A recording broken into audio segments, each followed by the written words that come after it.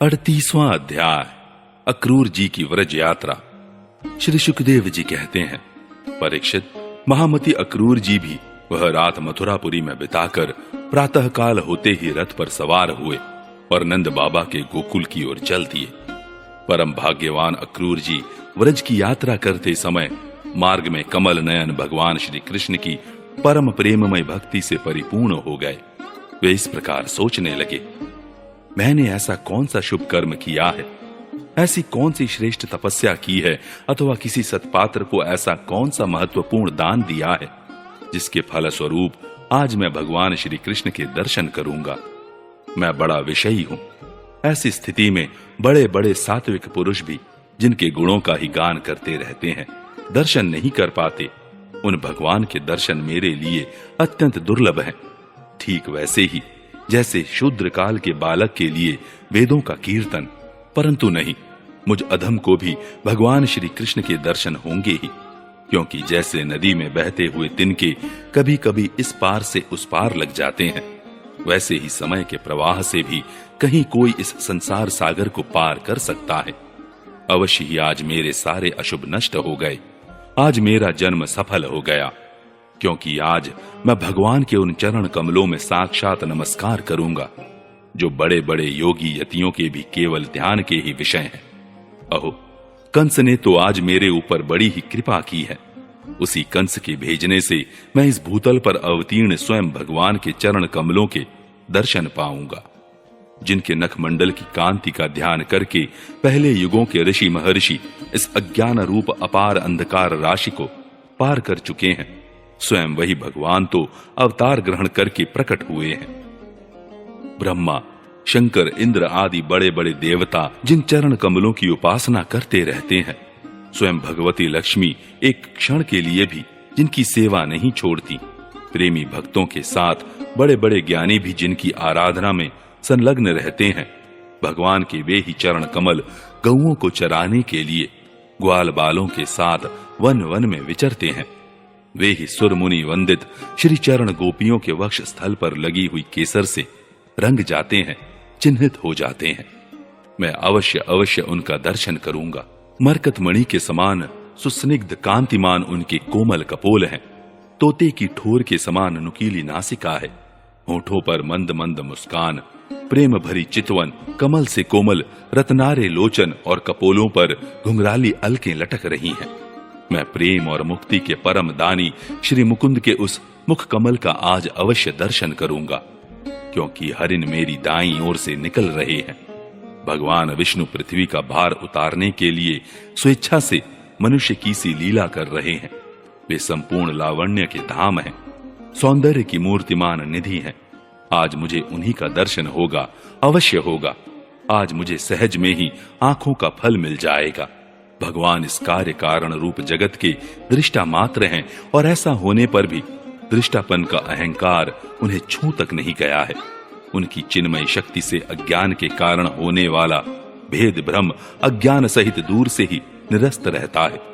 वे अपनी योग माया से ही अपने आप में भ्रुविलास मात्र से प्राण, इंद्रिय और बुद्धि आदि के सहित अपने स्वरूप भूत जीवों की रचना कर लेते हैं, और उनके साथ वृंदावन की कुंजों में तथा गोपियों के घरों में तरह तरह की लीलाएं करते हुए प्रतीत होते हैं। जब समस्त पापों के नाशक उनके परम मंगलमय गुण, कर्म और जन्म की लीलाओं से युक्त होकर वाणी उनका गान करती है, तब उस गान से संसार में जीवन की स्फूर्ति होने लगती है। शोभा का संचार हो जाता है। सारी अपवित्रताएं धुलकर पवित्रता का साम्राज्य छा जाता है। परंतु जिस वाणी से उनके गुण, लीला और जन्म की कथाएं नहीं गाई जाती, वह तो मुर्दों को ही शोभित करने वाली हैं। होने पर भी नहीं के समान व्यर्थ हैं। जिनके गुणगान का ही ऐसा महात्म्य है, वे ही भगवान स्वयं यदुवंश में अवतीर्ण हुए हैं। किस लिए? अपनी ही बनाई मर्यादा का पालन करने वाले श्रेष्ठ देवताओं का कल्याण करने के लिए। वे ही परम ऐश्वर्यशाली भगवान आज व्रज में निवास कर रहे हैं और वहीं से अपने यश का विस्तार कर रहे हैं। उनका यश कितना पवित्र है। अहो, देवता लोग भी उस संपूर्ण मंगलमय यश का गान करते रहते हैं। इसमें संदेह नहीं कि आज मैं अवश्य ही उन्हें देखूंगा। वे बड़े बड़े संतों और लोकपालों के भी एकमात्र आश्रय हैं, सबके परम गुरु हैं और उनका रूप सौंदर्य तीनों लोकों के मन को मोह लेने वाला है। जो नेत्र वाले हैं उनके लिए वह आनंद और रस की चरम सीमा है। इसी से स्वयं लक्ष्मी जी भी, जो सौंदर्य की अधीश्वरी है, उन्हें पाने के लिए ललकती रहती हैं। हाँ, तो मैं उन्हें अवश्य देखूंगा, क्योंकि आज मेरा मंगल प्रभात है। आज मुझे प्रातः काल से ही अच्छे अच्छे शकुन दिख रहे हैं। जब मैं उन्हें देखूंगा तब सर्वश्रेष्ठ पुरुष बलराम तथा श्री कृष्ण के चरणों में नमस्कार करने के लिए तुरंत रथ से कूद पड़ूंगा, उनके चरण पकड़ लूंगा। ओह, उनके चरण कितने दुर्लभ हैं। बड़े बड़े योगी यति आत्म साक्षात्कार के लिए मन ही मन अपने हृदय में उनके चरणों की धारणा करते हैं, और मैं तो उन्हें प्रत्यक्ष पा जाऊंगा और लौट जाऊंगा उन पर। उन दोनों के साथ ही उनके वनवासी सखा एक एक ग्वाल बाल के चरणों की भी वंदना करूंगा।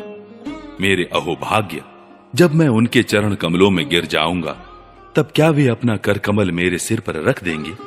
उनके वे कर कमल उन लोगों को सदा के लिए अभयदान दे चुके हैं, जो काल रूपी सांप के भय से अत्यंत घबराकर उनकी शरण चाहते और शरण में आ जाते हैं। इंद्र तथा दैत्यराज बलि ने भगवान के उन्हीं कर कमलों में पूजा की भेंट समर्पित करके तीनों लोकों का प्रभुत्व इंद्र पद प्राप्त कर लिया।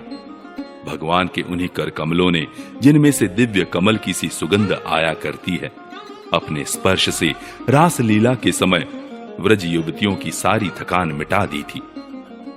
मैं कंस का दूत हूं, उसी के भेजने से उनके पास जा रहा हूं। कहीं वे मुझे अपना शत्रु तो न समझ बैठेंगे। राम राम, वे ऐसा कदापि नहीं समझ सकते, क्योंकि वे निर्विकार हैं, सम हैं, अच्युत हैं, सारे विश्व के साक्षी हैं, सर्वज्ञ हैं। वे चित्त के बाहर भी हैं और भीतर भी।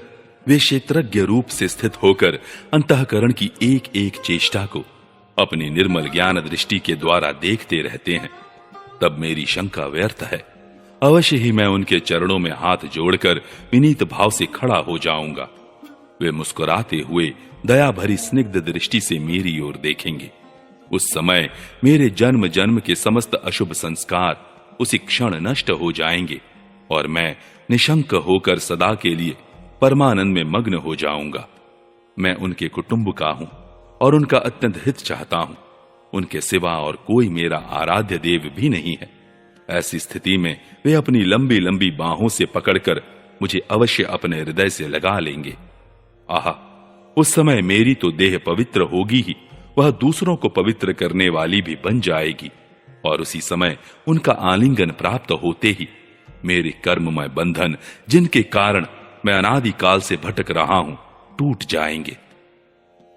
जब वे मेरा आलिंगन कर चुकेंगे और मैं हाथ जोड़कर सिर झुकाकर उनके सामने खड़ा हो जाऊंगा, तब वे मुझे चाचा अक्रूर इस प्रकार कहकर संबोधन करेंगे। क्यों ना हो, इसी पवित्र और मधुर यश का विस्तार करने के लिए ही तो वे लीला कर रहे हैं। तब मेरा जीवन सफल हो जाएगा। भगवान श्री कृष्ण ने जिसको अपनाया नहीं, जिसे आदर नहीं दिया, उसके उस जन्म को, जीवन को धिक्कार है। न तो उन्हें कोई प्रिय है और न तो अप्रिय, न तो उनका कोई आत्मीय सुहृद है और न तो शत्रु। उनकी उपेक्षा का पात्र भी कोई नहीं है। फिर भी जैसे कल्प वृक्ष अपने निकट आकर याचना करने वालों को उनकी मुंह मांगी वस्तु देता है, वैसे ही भगवान श्री कृष्ण भी जो उन्हें जिस प्रकार भजता है, उसे उसी रूप में भजते हैं। वे अपने प्रेमी भक्तों से ही पूर्ण प्रेम करते हैं। मैं उनके सामने विनीत भाव से सिर झुकाकर खड़ा हो जाऊंगा और बलराम जी मुस्कुराते हुए मुझे अपने हृदय से लगा लेंगे और फिर मेरे दोनों हाथ पकड़कर मुझे घर के भीतर ले जाएंगे। वहां सब प्रकार से मेरा सत्कार करेंगे। इसके बाद मुझसे पूछेंगे कि कंस हमारे घर वालों के साथ कैसा व्यवहार करता है। श्री सुखदेव जी कहते हैं, परीक्षित, श्वफल्क नंदन अक्रूर मार्ग में इसी चिंतन में डूबे डूबे रथ से नंदगांव पहुंच गए और सूर्य अस्ताचल पर चले गए। जिनके चरण कमल की रज का सभी लोकपाल अपने किरीटों के द्वारा सेवन करते हैं, अक्रूर जी ने गोष्ठ में उनके चरण चिन्हों के दर्शन किए। कमल, यव, अंकुश आदि असाधारण चिन्हों के द्वारा उनकी पहचान हो रही थी। और उनसे पृथ्वी की शोभा बढ़ रही थी। उन चरण चिन्हों के दर्शन करते ही अक्रूर जी के हृदय में इतना आह्लाद हुआ कि वे अपने को संभाल न सके, विह्वल हो गए। प्रेम के आवेग से उनका रोम रोम खिल उठा, नेत्रों में आंसू भर आए और टप टप टपकने लगे। वे रथ से कूदकर उस धुली में लौटने लगे और कहने लगे, अहो, यह हमारे प्रभु के चरणों की रज है। परीक्षित, कंस के संदेश से लेकर यहां तक अक्रूर जी के चित्त की जैसी अवस्था रही है, यही जीवों के देह धारण करने का परम लाभ है। इसलिए जीव मात्र का यही परम कर्तव्य है कि दंभ, भय और शोक त्याग कर भगवान की मूर्ति, चिन्ह, लीला, स्थान तथा गुणों के दर्शन, श्रवण आदि के द्वारा ऐसा ही भाव संपादन करे। व्रज में पहुंचकर अक्रूर जी ने श्री कृष्ण और बलराम दोनों भाइयों को गाय दुहने के स्थान में विराजमान देखा। श्याम सुंदर श्री कृष्ण पीतांबर धारण किए हुए थे और गौर सुंदर बलराम नीलांबर। उनके नेत्र शरतकालीन कमल के समान खिले हुए थे। उन्होंने अभी किशोर अवस्था में प्रवेश ही किया था। वे दोनों गौर श्याम निखिल सौंदर्य की खान थे। घुटनों का स्पर्श करने वाली लंबी लंबी भुजाएं, सुंदर बदन, परम मनोहर और गज शावक के समान ललित चाल थी। उनके चरणों में ध्वजा, वज्र, अंकुश और कमल के चिन्ह थे। जब वे चलते थे, उनसे चिन्हित होकर पृथ्वी शोभायमान हो जाती थी।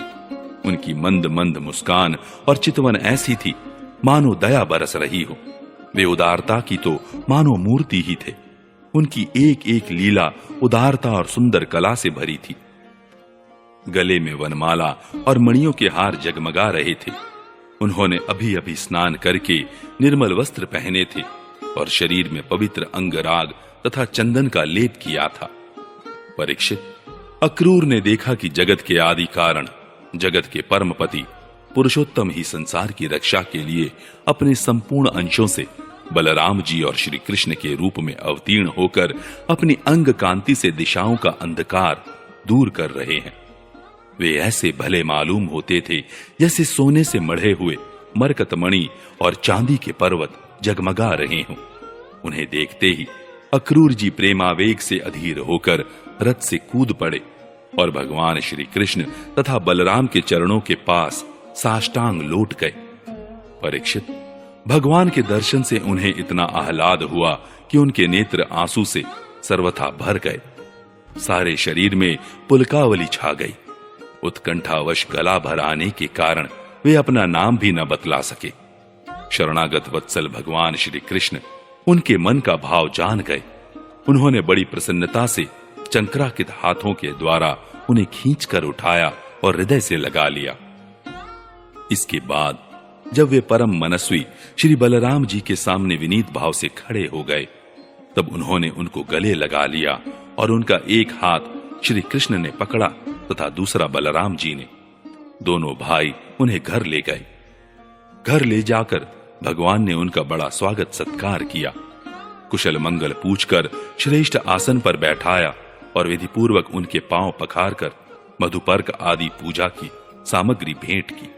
इसके बाद भगवान ने अतिथि अक्रूर जी को एक गाय दी और पैर दबाकर उनकी थकावट दूर की तथा बड़े आदर एवं श्रद्धा से उन्हें पवित्र और अनेक गुणों से युक्त अन्न का भोजन कराया। जब वे भोजन कर चुके, तब धर्म के परम मर्मज्ञ भगवान बलराम जी ने बड़े प्रेम से मुखवास और सुगंधित माला आदि देकर उन्हें अत्यंत आनंदित किया। इस प्रकार सत्कार हो चुकने पर नंदराय जी ने उनके पास आकर पूछा, अक्रूर जी, आप लोग निर्दयी कंस के जीते जी किस प्रकार अपने दिन काटते हैं? अरे, उसके रहते आप लोगों की वही दशा है जो कसाई द्वारा पाली हुई भेड़ों की होती है। जिस इंद्रियाराम पापी ने अपनी बिलखती हुई बहन के नन्हे नन्हे बच्चों को मार डाला, आप लोग उसकी प्रजा हैं। फिर आप सुखी हैं, यह अनुमान तो हम कर ही कैसे सकते हैं। अक्रूर जी ने नंद बाबा से पहले ही कुशल मंगल पूछ लिया था। जब इस प्रकार नंद बाबा ने मधुर वाणी से अक्रूर जी से कुशल मंगल पूछा और उनका सम्मान किया, तब अक्रूर जी के शरीर में रास्ता चलने की जो कुछ थकावट थी, वह सब दूर हो गई।